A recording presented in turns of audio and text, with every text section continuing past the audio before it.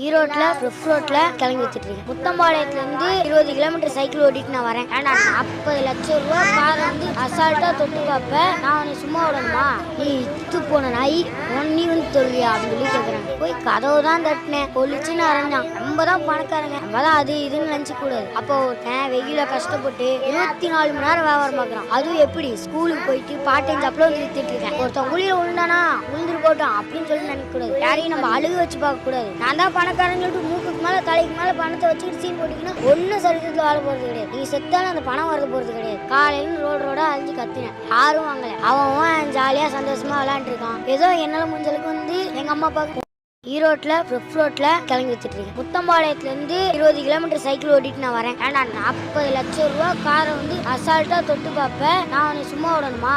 நீ இத்து போன நாய் நீ வந்து தொல்லியா அப்படின்னு சொல்லி கேட்கறாங்க. போய் கதவு தான் தட்டினேன். பொலிச்சுன்னு அரைஞ்சான். நம்ம